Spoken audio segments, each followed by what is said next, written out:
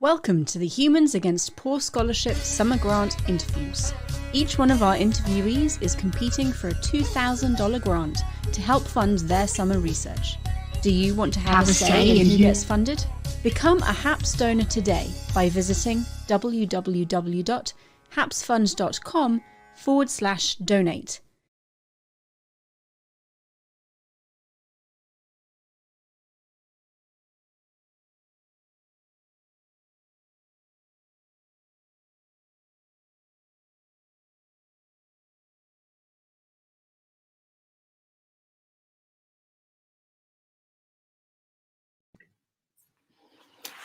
Hello, everyone. Welcome to the second round of HAPS interviews for students interested in the Hebrew Bible.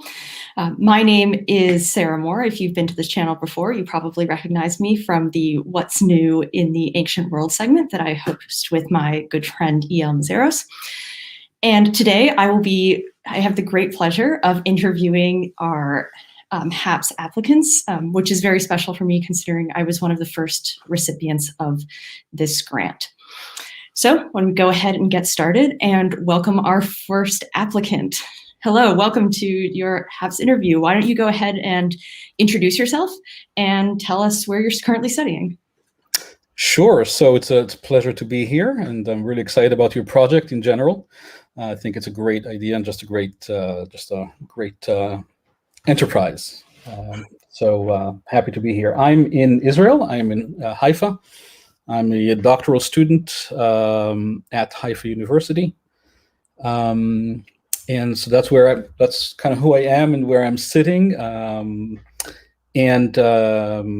But basically what I'm doing is my project is specifically on the Elephantine Island community there, which not all of you might know, but this is a community of believers in the god Yahu, Yahweh, basically, who lived at this island in Upper Egypt, in the southern part of Egypt, near Aswan today. Beautiful island. I've been there, and they had they were believers in Yahweh.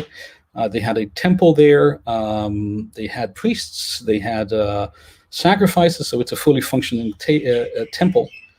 And this island has been researched, and its touch points with the Bible have been researched for the past 100 years or so.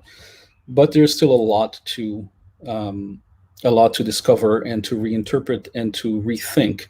Especially given what we have learned only over the past few years from Qumran research and from other documents that are relevant to this. So that's basically what I'm doing. I'm focusing on the not only the biblical implications of this, but general Yahwism implications of this community. So.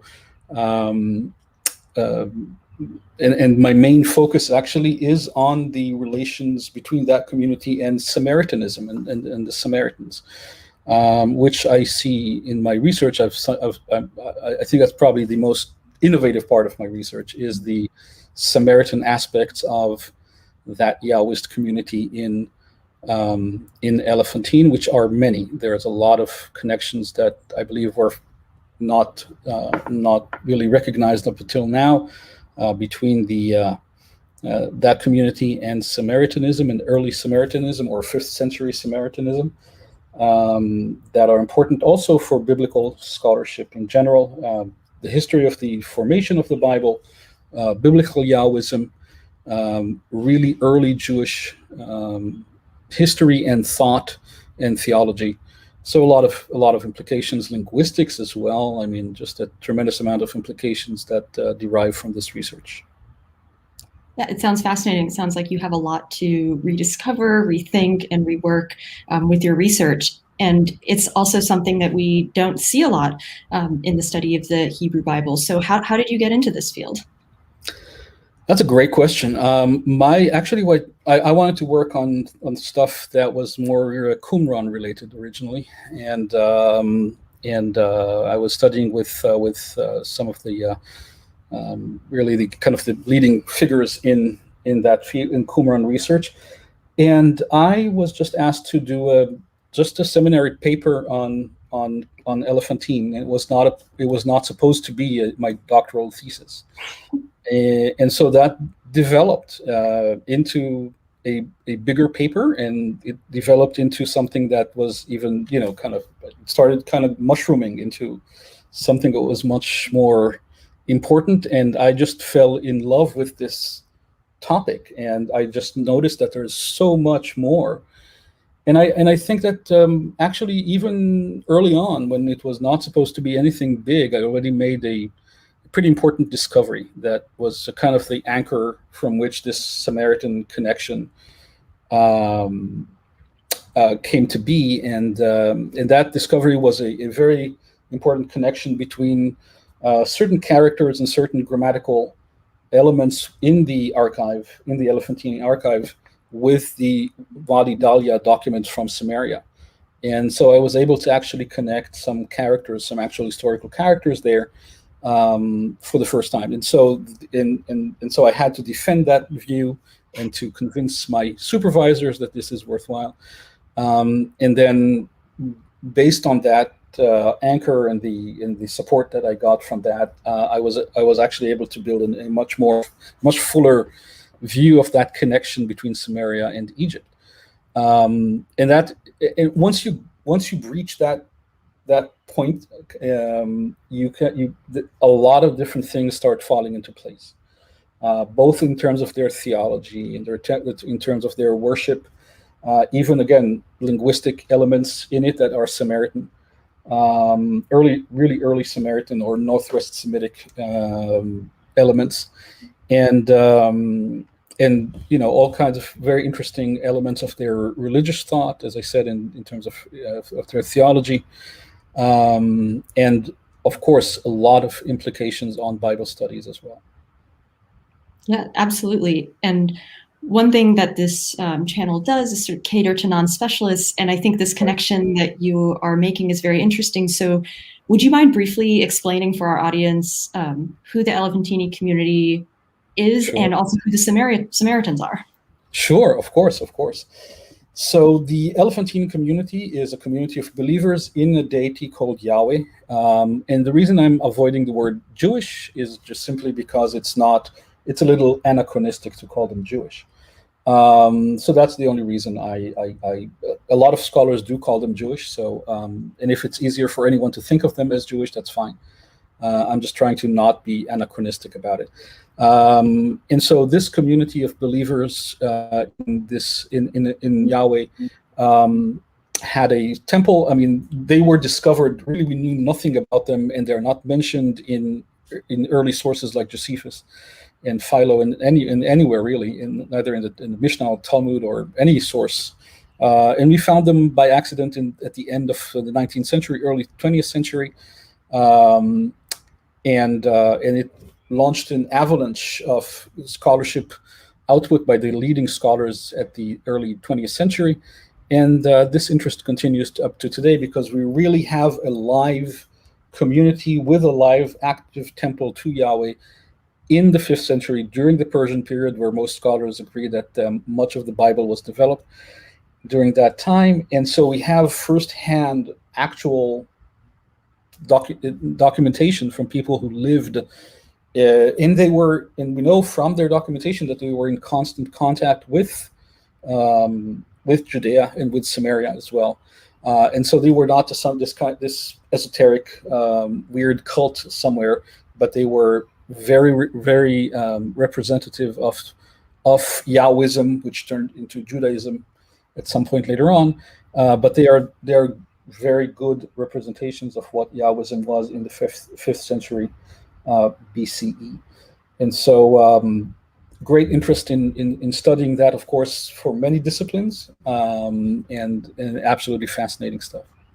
So that's Elephantinis. The Samaritans are again a group of Yahwists. Now, one of the takeaways from this research in general, we tend to think of Yahwism as Judaism and Christianity. Yahwism is much, much bigger than that. And of course, the Samaritans are also Yahwists. And they are Yahwists at the same level as other forms of Yahwism. And so that is an important aspect of this. And they believe they had a temple on Mount Gerizim in Palestine, and that temple was destroyed by the Hasmoneans in the late second century BCE. But the Judeans and the Samaritans had temples to the same deity, to Yahweh, in parallel for a long time. And during most of that time, they actually had a very good relationship between them, and they were seen as belonging to the same family, basically, of Yahwists. This also is a very recent part of scholarship now. Samaritan studies has been very active over the past few years, maybe 10, 15 years. A lot of studies have been showing up on this. It's a fascinating aspect of this. And another aspect of Yahwism that's important that most people don't think about as Yahwism is Gnosticism. And Gnosticism was a Yahwist, also a Yahwist current that flourished in parallel with Judaism and Samaritanism and Christianity.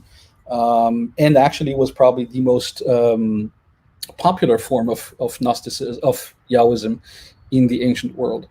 So all of this kind of umbrella of Yahwism is all related to my study, to my research, and again, the implications and the possible fruit that could come from this are, I believe, and not just from what I'm doing, but from a lot of people, scholars who are studying from various aspects of this currently now. I think the fruit are going to be very, very important for future research as well. Awesome, thank you so much. And speaking of your research, can you tell us what your specific plans are for the summer and how you think the HAPS grant can help you achieve your goals? Sure. So my research is very advanced already. I plan to actually to use the summer to finish and submit the final thesis. So that's what I'm going to focus on this summer, to kind of tie all the ends together. I pretty much have all of it sketched out. It's kind of, much of it is still in raw form. Much of it is already very, very advanced. So my focus is really to kind of be heads down from now until the end of the summer, and to submit the final thesis then. Awesome. Congratulations on reaching the end. The light is at the end of the tunnel. Thank you. Yeah, that must be exciting to be this close and see all of this exciting work come to fruition. It is, absolutely. Absolutely. I see there's a question here in chat. What evidence do I have time to answer this, or? Yes, absolutely. So okay. We have some questions from the audience, people who are watching this live. And so they want to know, what evidence are you working with? Textual, material, both? Great. Sure. So a lot of textual evidence, of course. We have a lot of documents from Egypt, and as I said, the Wadi Dalia from Samaria as well. But we have, and I can show it to you because I'm kind of living this now. So this is this is volume number 2 of the textbooks of Aramaic documents from ancient Egypt. And there are, as I said, 4 volumes of this. And they contain, this is Bezalel Porton.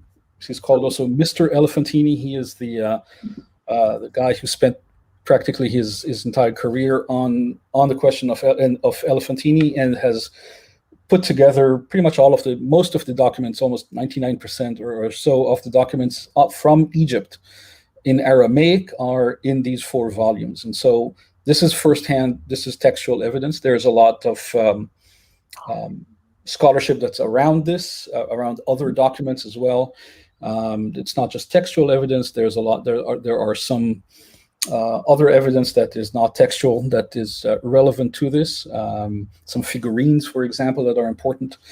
There is another document called Papyrus Amherst 63 that is very important. That is today also getting a lot of attention, and related to Elephantine because it's a document that is written in Demotic Egyptian characters, but it's actually Aramaic.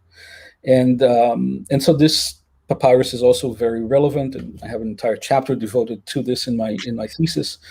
So the textual evidence and non-textual as well, as I said, but mostly textual evidence is huge and extremely rich. And in fact, maybe going back to one thing I said earlier in terms of 100 years of research already on this. A lot of what we've learned only over the past 20 years from Qumran research needs to be now applied to Elephantine research, and so a lot of the, I don't know if a lot, but several important documents from the Elephantine archive need to be reassessed and reread with that perspective of things that we've learned. And we've learned a lot from Qumran research also on Samaritanism and on the Samaritan impact on the Pentateuch. And that has also a lot of impact on Elephantine research. So yeah, the evidence in terms of textual material is very well gathered in these books and other sources as well.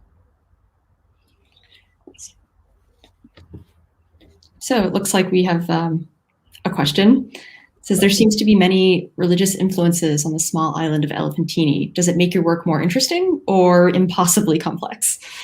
Both.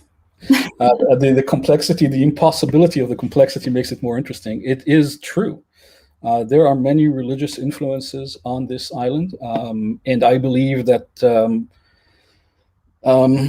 this community, this Yahwist community in Elephantine, they lived in a very complex time period. And it's a period where you can actually see that there is an evolution in the way the world was thinking at the time, from a sort of some kind of polytheistic thought to a more kind of what's called enotheistic thought. And mostly through the influence of Zoroastrianism under the Persian influence. And you can see that in the textual output of that community. At the same time, they lived in Egypt, and they lived on an island. So that's different, for example, from people who lived in Aswan. But on Elephantine is the island of the annual inundation of the Nile. And so what happens religiously on Elephantine affects the entire fate of the country for the year to come. Mm-hmm. So Elephantine is an extremely important religious center. I mean, the very fact that there was a temple for Yahweh on an island that is so central. I mean, it's not like Edfu, for example, which at the time was much less important, or Aswan. This is a religiously central area in Egypt, and so it's certainly not something to take for granted that there was a major temple, again, with priests and sacrifice. It's not a shrine; it's an actual temple at Elephantine at the time. And so the whole religious context is very complex. I can talk about this for hours, and we don't have. But to just answer the question, it makes the whole work absolutely fascinating. Great. Is there anything that you'd like to leave us with about your research as we're coming towards the end of our time? Well, any scholar, anyone who's interested in Bible studies and Judaism studies, and really just all that time period, a lot of great scholarship around on this. And Karel van der Toorn has recently published. Professor Karel van der Toorn recently published, and also Professor Bob Becking published a book. These are two books that came out. Tawny Holm from Pennsylvania State University is about to publish on this as well, on Papyrus Amherst. He already has on some aspects of this. So recommend reading some great scholarship all around on this fascinating topic, and also any Bible scholars, please do spend time on this, because it really helps in giving context to almost any aspect of Bible studies in general, I believe. So that's my recommendation. Awesome. Thank you so much, Gad. Thank you for sharing your research for us. We hope, wish you luck in finishing your dissertation. We hope we get to hear more about your research soon. Thank you. Thank you. My pleasure. All right, guys, thank you so much for your awesome questions in the chat. Remember, if you have any questions for our applicants, we would love to have them answer them for you. We're all about asking the right questions on this channel. So we have a few minutes before our next interviewee. So we're going to take a quick break before welcoming applicant number 2.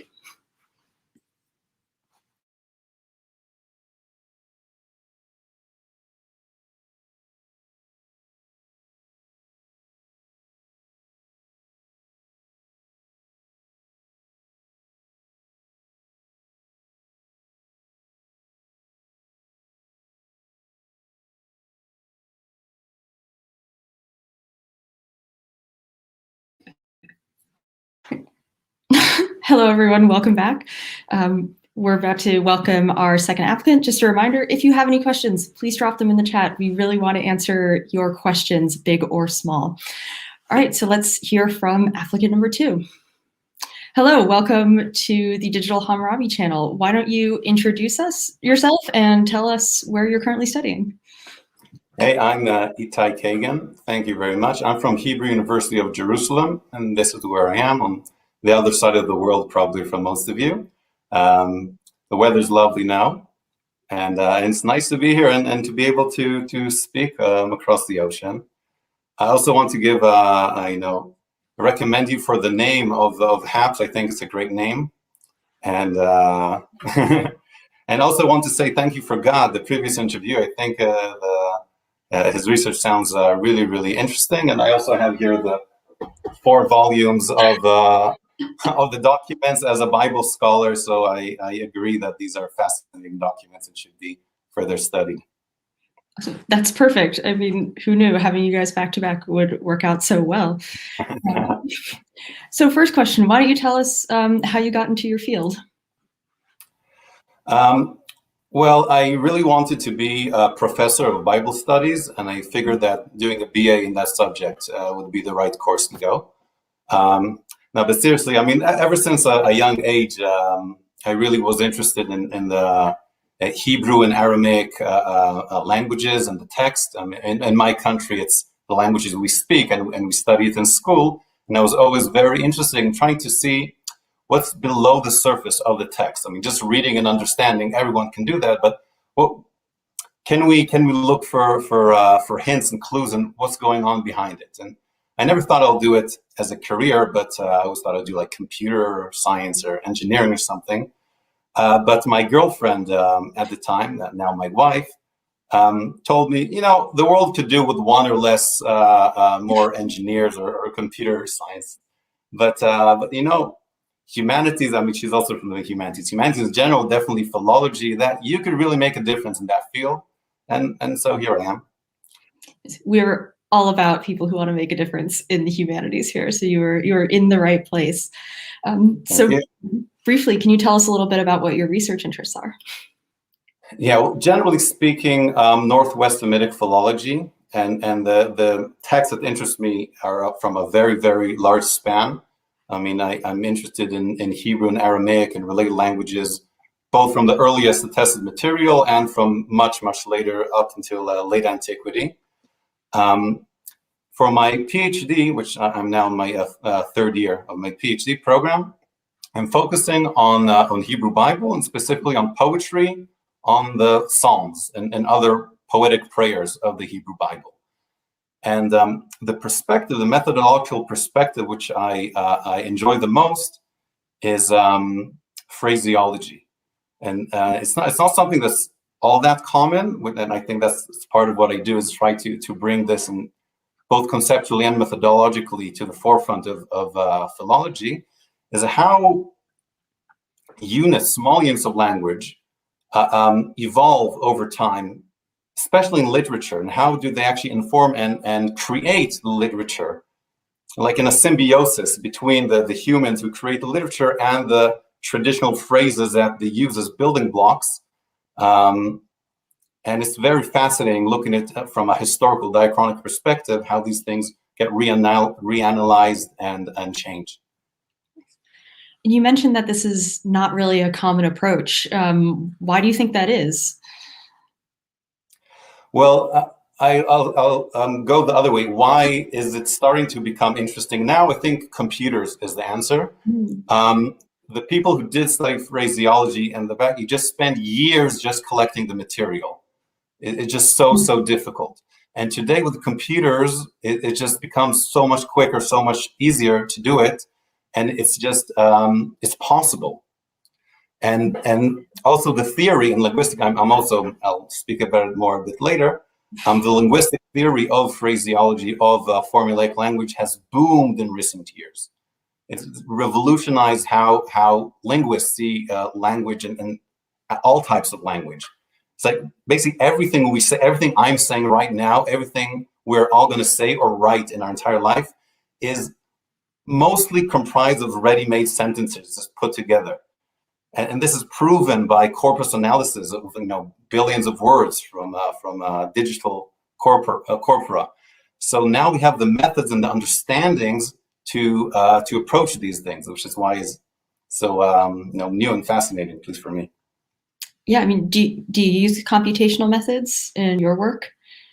Yes, I do. I was really trying to debate whether I should focus more in my training, like really going into the computer science. And I eventually got to the realization that within the corpus of the Hebrew Bible, it's not large enough to require very, very advanced computational methods. So I use the more, not like cutting edge, but the ones that are already been packaged and ready-made. And then I spend more of my time just learning as much languages as I can, as many related languages, which, you need to choose either computer languages or ancient languages. And I decided to go on the Semitic languages and to learn as many as I can. Nice. It sounds like a perfect combination of these two interests that you've had. So, you've applied for this grant, you have summer plans. Can you tell us what they are and how the HAPS grant can help you meet your summer goals? Yeah, so I just recently started actually working on the dissertation. Then just 3 months ago, I had a newborn baby, so it's really slowing everything down. Congratulations. Two daughters, thank you. So I really want to start working on the actual things. I mean, I worked a lot on the proposal and on the theory. I really want to start getting my fingers dirty, working on the material. So I was thinking of working on the part of my proposal that has to do with word pairs. That is, for people who are not acquainted with the term, in Hebrew and most ancient Near Eastern poetry, we don't have many rhymes or alliterations, but the major component is parallelism. You say a line, then you repeat it with slightly different words. And what's interesting is that some of these word pairs, parallel word pairs, appear in many, many different compositions across languages. You can find the same word pair in Ugaritic and Akkadian and Aramaic and in Hebrew. And this has been noticed about 100 years ago, and massive research has been done just collecting these material. Again, they didn't have computers, so people spent decades collecting it. And then in the 80s, some prominent scholars coming from the background of generative linguistics just came and said, this whole enterprise is rubbish. We can have a generative explanation that explains it, and we don't really need any of these things. I won't get into the details. And ever since the 80s, this whole enterprise has been abandoned. And I think these new approaches to language and to phraseology really can revive this material. So I don't only rely on the computer analysis. I also have like decades of work that no one really analyzed. And I think I could really learn from it, both the connections between societies and how was it for people in the ancient Israel or in other societies? How did they listen and write and compose these poems? Do these word pairs have connotations? Do they have idiomatic meaning? I think they do. And if we can, it will help us better understand the text. Now, as for the grant, maybe it's a bit simple, but I really need a car. I mean, I had a car and it broke down right like a week before my wife gave birth. And it takes so much time, like going around the town in public transportation. And I don't know how many of you have taken a packed bus during COVID. Not a pleasant experience, but that's what we need to do. And just because it was an unexpected expense, I'm trying to find something in my budget, and all the cars I see have, oil leaks and like they're rubbish. So if I would have it, it would really save me so much time, just, going to the libraries, to my office to do shopping, and more time that I could use for research. Yeah, I mean, just to point out to some of our viewers who might not be aware of what it's like to be a PhD student, I am one myself. Sometimes during the summer, our funding gets cut or we don't get any funding. And so what happens is a lot of our money doesn't actually go to specific research activities, but it goes to just upkeeping our lives. And when things like a car breakdown throws a wrench in your plans, it can be throw people seriously for a loop. So I just wanted to put that out there so no one thinks that Itai's are out of the ordinary. It was a bit of a joke. I mean, just living expenses, child care. I just need to feed a family, and the more time I can spend in the library, in my office during the research, and less time, taking care of the kids and taking buses and all this time that's wasted. That's really the most precious commodity we have in the humanities, our time. Yeah, exactly. That's a great point and a great way of putting it. So we're going to jump into some audience questions. So first we have, do ancient idiomatic expressions cause problems for scholars, or is it relatively easy to figure these things out? I'm thinking, what if an ancient version of "it's raining cats and dogs" appeared in a text? I ask it because it would probably drive me insane. So this is a very interesting question. I mean, that's why I find it so interesting. Sometimes when it's an idiom that appears many, many times, so from the context we get it. This is actually how we understand idioms in any language, even in your mother tongue. You hear an idiom that you've never heard before. Either you ask someone or you just hear it many, many times, and according to the context, you just figure it out. So sometimes, though, is it true? We don't know, and scholars debate for years the meaning of this phrase only through the literal explanations of the words, and I think this is like way wrong many times. But it's not only just like these pure idioms like raining cats and dogs or kick the bucket. It's also these things of connotations. For example, in English, I think at least in England, when someone says goodbye before closing the door, it means, you just made me very, very angry and you should apologize. Like this connotation that's very, very hard to understand just by the words goodbye, which usually are a good thing. So the only way really language gets its meaning is through use. And that's the reason why we need to look at the use of the language in the biggest corpus we can find. And always remember that the literal meaning of words, it's usually not all that's happening in a text. Yeah, absolutely. Just as you're saying, not just in idioms, but we encounter these kinds of things all the time. Have you run into any specific idioms or phrases that are a favorite? I know sometimes translating them literally can be quite funny for us in working in different languages. Yeah. There is one I think is even more interesting. I'll say it. There's this phrase "ledor vador," which is usually translated as for generation and generation, and it basically means for eternity, for a long time. Mm-hmm. Now, this is not the original meaning of this phrase. If any one of you knows some Akkadian, duri dari, or similar phrases, it's just a way of saying eternity. It has nothing. It does not have the meaning generation like it does in West Semitic languages. Now we can see that these poetic phrases came in through, I don't know, Akkadian or perhaps an earlier version of Hebrew with the meaning of eternity. But in the Hebrew Bible itself, it's being reinterpreted as from generation to generation. So when you're translating to English, it's even impossible. How do you even make these distinctions between the earlier original idiomatic meaning and the later one interpreted by the Hebrew speakers themselves? But it's really, I mean, this is one of the tools we have for tracking the developments from the earlier to the later. And something, I mean, since Semitic languages are still spoken, you can really see these evolutions from Akkadian through Ugaritic, through early Hebrew, through later Hebrew texts, all the way to modern Hebrew. And they always really morph their meaning and their usage for the context and for what the speakers and the writers want to say. Yeah, that's fascinating, you know, adding this extra layer to things. So I have a question.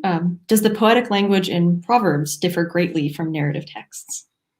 Yeah, so first of all, my main work is on the Psalms. Proverbs is also a subject I want to get to after my PhD, but yes, it does. The language is very, very different. You have an entire vocabulary, which only appears in poetic texts and only in Proverbs. Oh, in the Psalms. Okay, yeah, definitely. So here's an example. I mean, Ledo Vado, for example, is almost always used in poetic text forever and ever, for generation and generation. When it gets used in a prose text, it's usually reinterpreted by the regular usage of these words and not by their archaic possible meanings. And that's when weird things happen.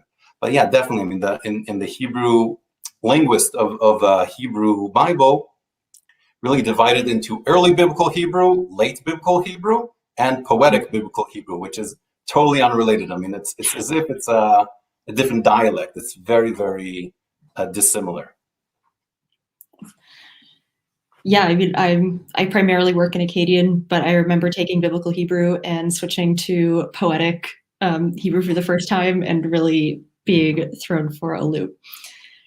So unless we have any more audience questions, okay, here we go. I've often heard about Hebrews using Hebrew and Aramaic. How closely are the two languages related? Would English and German be a good comparison? I would say closer than English and German. It's actually, you know, maybe give a piece of interesting thing. My wife is an author. I mean, she's writing fantasy literature in Hebrew, and now she's writing. She's just finishing and editing a book where, you know, there's demons walking around and everything, and she wanted the demons to speak in Aramaic. So I'm writing the Aramaic dialogue for the demons, and we're trying to see when do we need to add a translation for the modern Hebrew speaker, or when is it close enough that just anyone would be able to realize what it means. So it is closer, depends on which dialects, of course, of Aramaic, but the classical Aramaic, definitely closer than German and English. I would say, you know, perhaps Italian and French, or you know, the Romance languages, their difference is a closer analogy. All right, awesome. Thank you so much for joining us today, Itai. Thank you. Wish you luck with your summer plans. Congratulations again on your newest addition to your family. Thank you. Yeah, and thank you for joining us. Okay, have a great day. All right, so we're going to take another quick break. We'll be back in 3 minutes with our third applicant.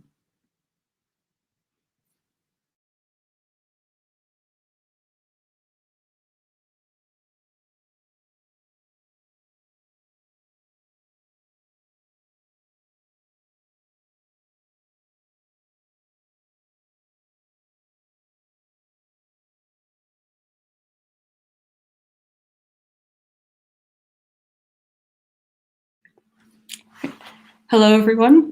Welcome back to our HAPS interviews. We're going to go ahead and jump right in with our third applicant. Hello, welcome to the Digital Hammurabi channel. Why don't you go ahead and introduce yourself and tell us where you're currently studying? Hi, Sarah. Thank you so much for having me. My name is Sophia Johnson. I'm a PhD candidate in Old Testament Hebrew Bible at the University of Cambridge. Awesome. Welcome. Are you currently in Cambridge? I am. I've been here through most of the pandemic. We're currently having very nice weather despite the restrictions. I'm really jealous you're the second person to talk about how nice the weather is, and I'm sitting here in rainy Providence, wishing I could have the same. So why don't we go ahead and hear how you got into this field? Yeah, so I got into Hebrew Bible partially because I was really interested in how study of the Hebrew Bible and teaching of the Hebrew Bible influences kind of the public culture, public thinking, and all those sorts of things, especially in the States where I'm from originally. So that kind of morphed into some of my interests now are kind of how teaching and study of Hebrew Bible has how it's come to shape the way that the public views the ancient Near East more broadly, and how it transmits kind of the assumptions, pictures, images that we have when we talk about the ancient Near East. So those are some of my interests starting off. That sounds fascinating. Can you tell us more about your research interests? Yeah, absolutely. So to kind of give kind of a historical perspective, during the late 19th and early 20th century, archaeology, Egyptology, Assyriology, and kind of related fields were really experiencing a huge boom, in part due to kind of European imperialism, especially British imperialism, when Western scholars were going and collecting artifacts and manuscripts and observing Semitic peoples. So we had this huge boom in ancient Near Eastern studies just because of the kind of access that they had to material culture. And at the same time, it was the first time that Hebrew Bible scholars took this ancient Near Eastern data really seriously and were integrating it into their work. At that same time period, we have what I like to call the democratization of biblical studies.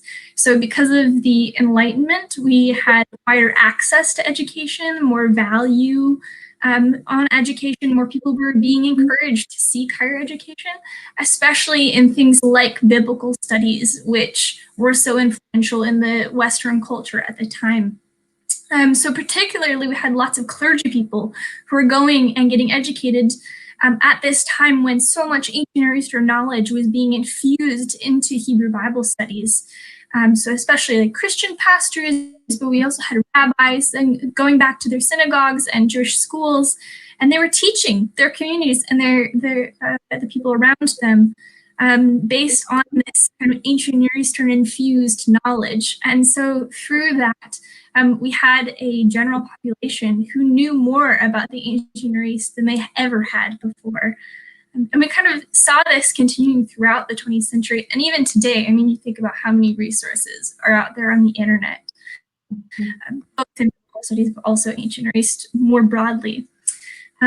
Unfortunately, because it happened during this boom in kind of late 19th, early 20th century, a lot of the knowledge that got passed down was largely from that time period only. So today, it's very outdated and even maybe unhelpful. So one of the main interests I have in this area is tracing Orientalism as it relates to ancient Near Eastern studies. So we can think about essentializing of Semitic and other Eastern peoples, maybe caricatures and stereotypes with how we talk about them that are unhelpful, maybe harmful. During the ancient Near Eastern boom, Orientalism was just kind of in the environment. It was part of the imperialism that was driving it because it was a way to legitimize Western peoples taking control of this land. So when we talk about it in ancient Near Eastern knowledge, it's inherited, it's not necessarily intended to be malicious, but a lot of communities who have their knowledge about the ancient Near East come down to them this way, may not know that how they talk about it is incorrect, outdated, but also not so respectful to those ancient peoples and their ancestors who live in that land today. So kind of the goal of my research is to be able to offer helpful correctives, just to think a little bit more carefully how we talk about the ancient Near East, especially in my own area of Hebrew Bible, Old Testament studies, how we teach the ancient Near East as background to that text, but also the public and just being more up to date in how we talk about Assyriology, Egyptology, and also more thoughtful and respectful. That sounds like very important work. And I know of a lot of people who, feel similarly and want to change how we teach about the ancient world, just because it's a really important concept and some of our viewers might not have heard the term before. Could you explain a little bit about what you mean by Orientalism? Yeah, absolutely. So it was popularized by a Palestinian academic called Edward Said, but it's mostly, like I said, it's kind of essentializing or like simplifying caricatures, stereotypes, how we talk about Semitic and Eastern people, that at the kind of beginning, they were meant to be harmful. They were meant to kind of show these people as barbaric, as brutish, as uncivilized, less able to govern themselves. But basically how it comes down today is we may not even realize that the way that we talk about, the way we generalize about Eastern people is harmful or unhelpful, but it's about kind of letting Semitic people, Eastern people, kind of be able to express their unique culture themselves and not have us put them in nice, neat categories. And that might be helpful for doing, nice theoretical academics, but maybe not really true to the complex, rich diversity that is the reality of not only ancient Near East, but kind of modern day Near East as well. Yeah, thank you. And it's, like you said, it's important not just for how we understand the past, but the people that live there today. It's, yeah, absolutely. Time goes on and people still live there. So can you tell us a little bit about what your summer plans are? So how will the HAPS grant help you achieve your goals? Absolutely, yeah. So in kind of thinking about Orientalism in ancient Near Eastern biblical studies, I want to focus on one particular figure this summer. It's a guy named William Robertson Smith. He was a very important 19th century Hebrew Bible scholar, but he actually made huge contributions to anthropology and sociology. He's considered one of the fathers of comparative religious studies. He went and toured the Arabian Peninsula and observed the Bedouin peoples who lived there.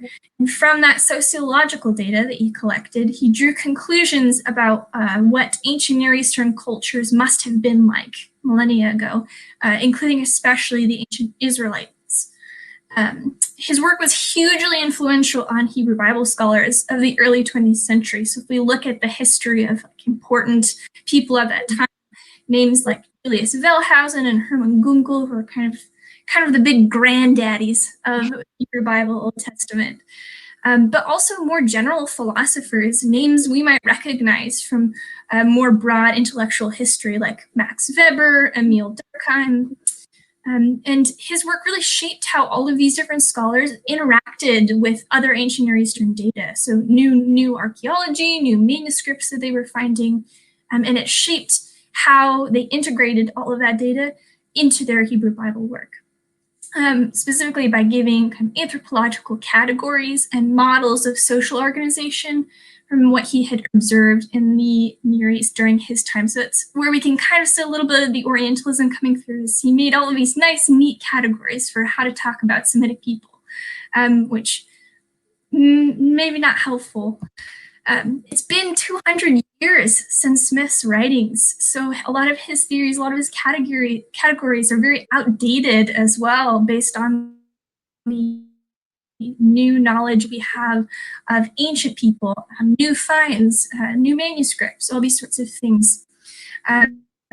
So it's not just outdated, it's not just about subtle Orientalism, but kind of just doing an overhaul of what he's passed down to us. But in order to do that, I have to become really familiar with all of his work. So my project this summer is to trace his theories and ideas through the work of other biblical scholars and philosophers, to how it came down into kind of popular level works. And in order to do that, I have to look at some of his works that we don't necessarily have a lot of copies of today. They're very rare manuscripts from the 19th century. Some of the only surviving copies are in an archive at a library here in Cambridge at Christ's College that not a lot of people have access to. But what's nice about this archive is not only does it have these super rare manuscripts of his work that, you know, a lot of other scholars, they'll reference, but they'll never have actually seen the work. So being able to sit down and actually read through the whole book to see what he said. But he was actually also the librarian there.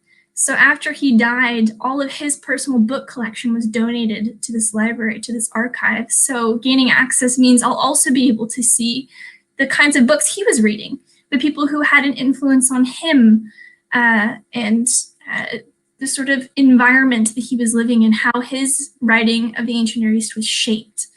And so from that, be able to trace kind of this direct genetic line of ideas from him and his intellectual environment down to the work that we have today. So the HAPS Fund specifically goes to cover the hefty research fine that gives me a badge to be able to enter the archive. And also with COVID restrictions now, to access the archive, you have to be a researcher in residence. So it'll provide for me while I'm at the college there. It's really a very exciting project to be able to go back and look at how the Ancient Near East was talked about in the 19th century and compare it to current Ancient Near Eastern research to see how far we've come, but also hopefully bring both Hebrew Bible studies and the public a little bit more up to speed on how we can talk about and discuss these things. Yeah, absolutely. This sounds like an incredible project. And I love the term that you used, you know, genetics for intellectualism, right? And intellectual history, seeing how ideas get passed down and get formed by certain people's environments. So I'm going to leave this open. Hopefully we have some audience questions. If you have questions about this very cool project, please drop them in the chat. This is your chance to learn from Sophia. But in the meantime, you mentioned that there are these, you know, early travelers to the ancient Near East, and they're, you know, priests, rabbis. Have you had a chance to sort of look through some of their early works? Because I know some of that can be rare as well. Yeah, especially like people from that kind of late 19th century, early 20th century literature. For sure, especially people like Max Weber. There are some copies of manuscripts here in Cambridge that I have been able to peep at a little bit. He especially is, if we think about more wide public knowledge, as a kind of broader intellectual historian. He was someone who had a huge influence on politics at the time, but looked at William Robertson Smith's work and said, you know, actually the way he talks about how ancient Near Eastern social organization makes a lot of sense for how we should think about social organization, but actually also was really problematic because he's a social Darwinist and had all of these ideas mixed up in empire. So not necessarily so helpful for talking about the same sorts of people that Smith wanted to address his work to.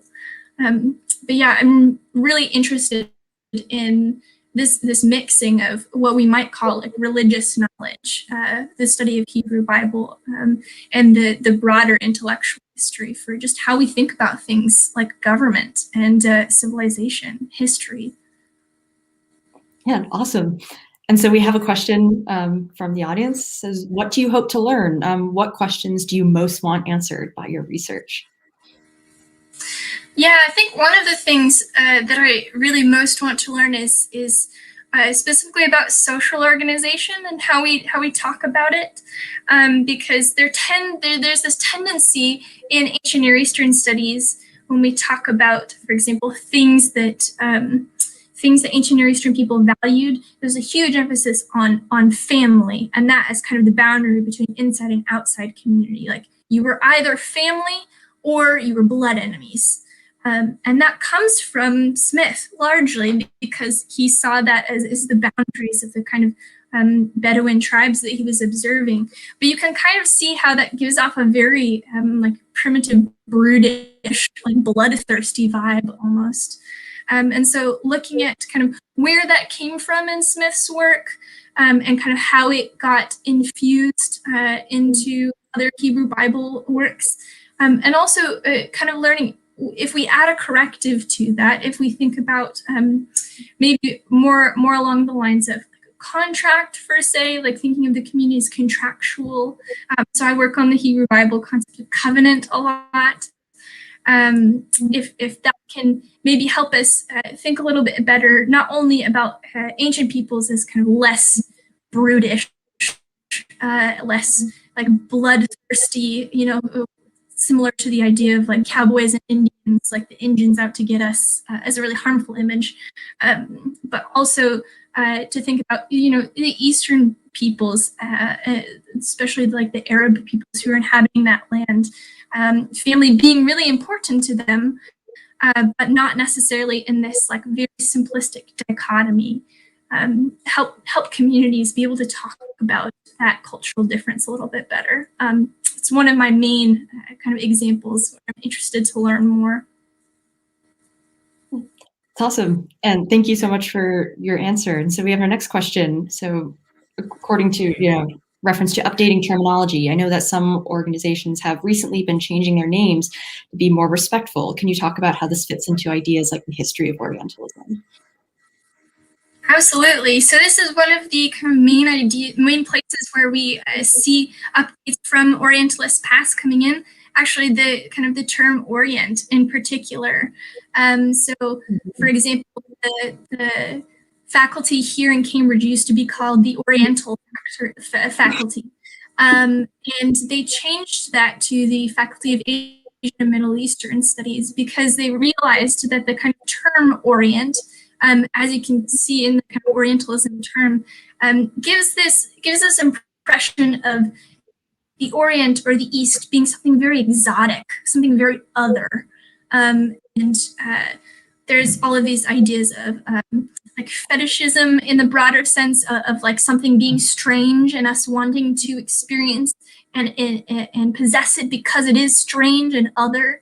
And so changing names of institutions like that to be able to focus not on kind of the cultural difference necessarily, but to be able to actually allow the culture of those people and the study of that culture to be able to speak for itself, for us to value it not because it's strange and other and supposed to entertain us, but because we have so much to learn from it and about it, to be able to integrate it into if we think about like a holistic history of the world instead of just one that's very Western centric and from the perspective of Western imperialism. So yeah, thank you for that. It's a really good example.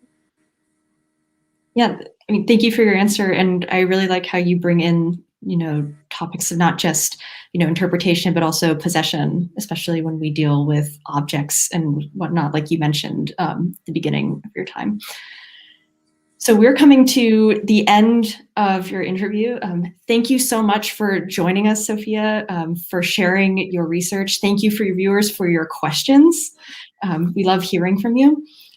Best of luck with your research, and we hope you find exciting things in your archive. Thank you so much, Sophia. Thank you so much, Sarah. Have a good day. All right, so instead, we're just going to jump right in to our next applicant.